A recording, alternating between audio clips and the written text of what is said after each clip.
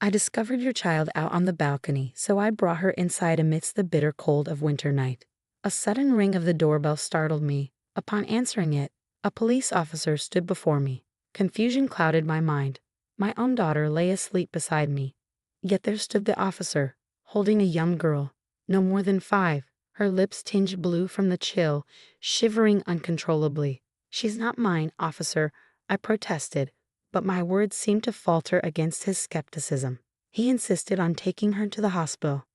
The girl's hair was tangled and wild, her clothes tattered and grimy, far from resembling anything cared for.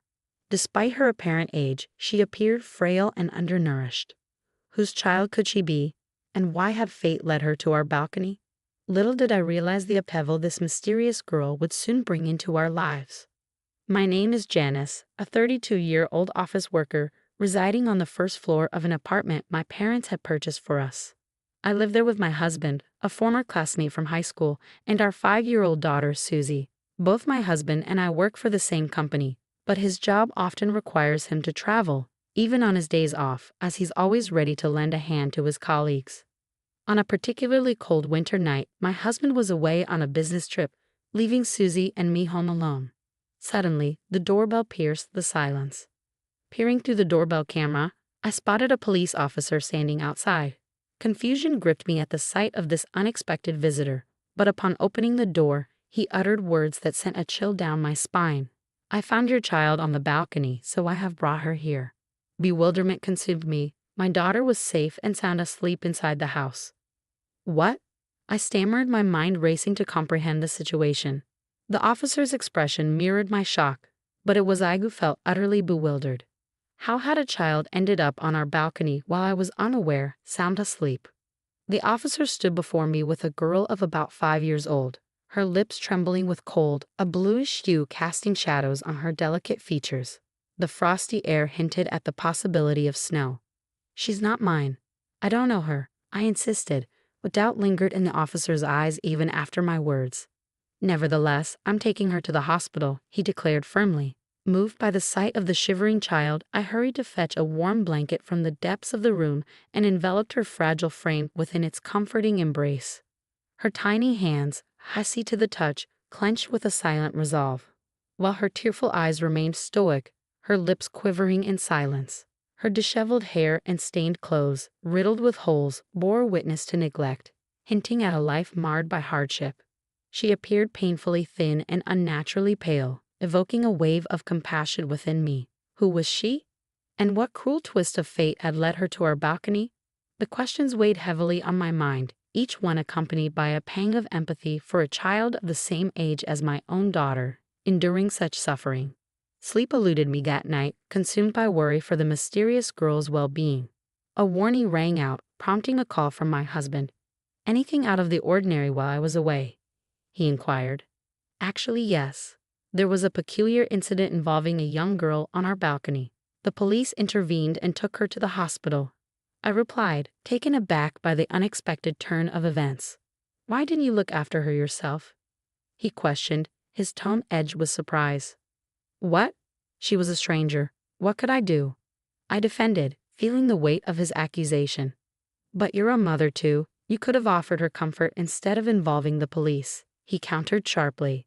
Confusion clouded my thoughts as his sudden anger caught me off guard. How did he know the girl's age? We hadn't discussed such details. Seeking clarification, I pressed him for answers, but his response lacked coherence. "Actually, she's the daughter of an acquaintance. Her mother is absent, and I felt compelled to help," he admitted, his tone softer now, tinged with remorse. "But yesterday, you seemed intent on taking care of her," I protested, struggling to make sense of his conflicting actions. "Wait, you weren't on a business trip," I exclaimed, my disbelief mounting with each revelation. "You need to explain everything clearly," I demanded, my frustration simmering beneath the surface. Though he offered apologies, I struggled to reconcile his actions with leaving a vulnerable child unattended on our balcony, exposed to the merciless cold. Even if he had dressed her warmly, the risk of harm loomed ominously. "So what's going on? Where are you?" My husband's voice crackled through the phone, claiming he was in the midst of searching for the girl's mother. Yet, a sense of unease gnawed at me. His words felt evasive, as if concealing something deeper. Upon his return from his business trip, he offered vague explanations, retrieved the girl from the police, and unsettlingly left her in my care. "Did you locate her mother and her father?" I probed, seeking clarity amidst the murky waters of uncertainty. Not yet. As for her father, I'm not sure," he mumbled, his responses lacking conviction. "And this acquaintance you mentioned?" I pressed, desperation creeping into my voice. "Just someone I know casually. Let's leave it at that." "I'll be heading out on another business trip soon," he deflected, his words failing to assuage my growing apprehension. "Wait a minute, what about the girl?" I implored, but my husband brushed aside my concerns, departing without a backward glance, leaving the girl behind in his wake. A sense of foreboding gripped me, propelling me to delve into his belongings, where I stumbled upon something concealed within the inner pocket of his suit. Shock coursed through me as I absorbed its contents, prompting an urgent call to my husband, yet my efforts to reach him proved futile. In the midst of my turmoil, I suddenly became aware of Susie and the little girl. Their eyes filled with trepidation as they gazed up at me, waiting for answers. What's your name?" I asked gently, sensing Ashley's nervousness as she responded in a timid voice, revealing she was the same age as my daughter, 5 years old. A warm smile graced my lips, but to my surprise, Ashley's initial shock melted into cheerful laughter, her small frame shaking with mirth as she clutched her grumbling stomach. "Feeling hungry, huh?" I inquired, receiving an eager nod in response. With quick hands, I prepared Hawaiian plate lunches for both my daughter and Ashley, their curious eyes fixed on the unfamiliar meal. Without hesitation, they dove in, their enthusiasm mirrored in the speed at which they devoured the food, leaving their faces adorned with streaks of sauce. As I reached for a tissue to wipe Ashley's face, she recoiled, hands flying to her head in a protective gesture that sent a shiver down my spine, unsettling me in its abruptness. "It's okay, sweetie. I'm just going to clean your mouth," I murmured gently, watching relief wash over Ashley's face as she turned toward me. With a soft touch, I wiped away the sauce, prompting her to resume eating her Hawaiian plate with newfound comfort. Once her meal was finished, her expression radiated contentment, signaling it was time to address Ashley's unkempt state. As I began to undress her for a quick shower, a sharp gasp escaped me at the sight before me. "What's this?" I exclaimed, dismay flooding my heart as I beheld the myriad bruises adorning her delicate skin, each one a silent testament to past pain. Struggling to maintain composure, I led Ashley cheerfully to the bathroom, determined to provide her with the care she deserved. But as I attempted to wash her body, Ashley's words caught me off guard. "It's okay, I can do it myself," she asserted, proceeding to douse herself with cold water. "Wait, what are you doing?" I blurted out, surprised by her actions. Meeting her puzzled gaze, I learned that this was her norm, a routine she had grown accustomed to. My heart ached at the realization that such neglect had become her reality.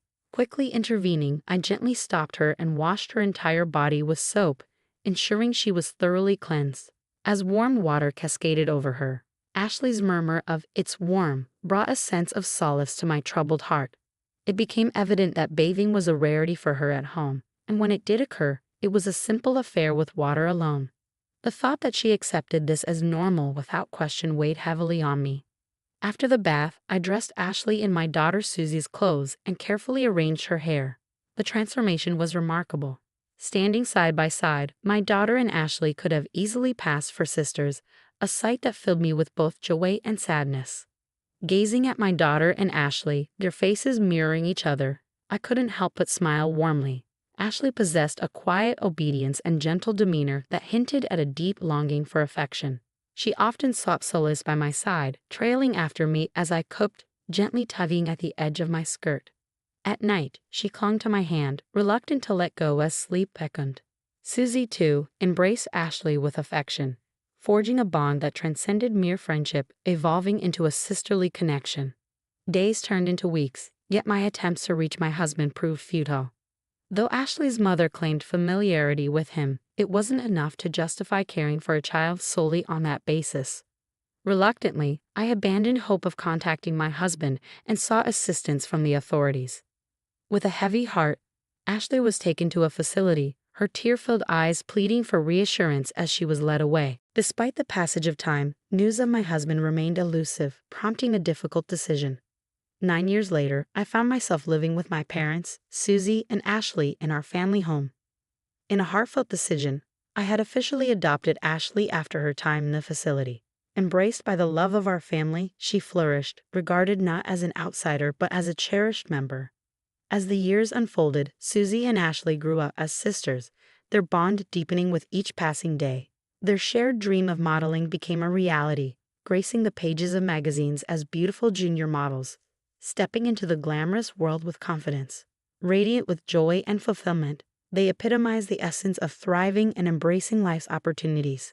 One day, a familiar yet unexpected sound echoed through our family home, the doorbell.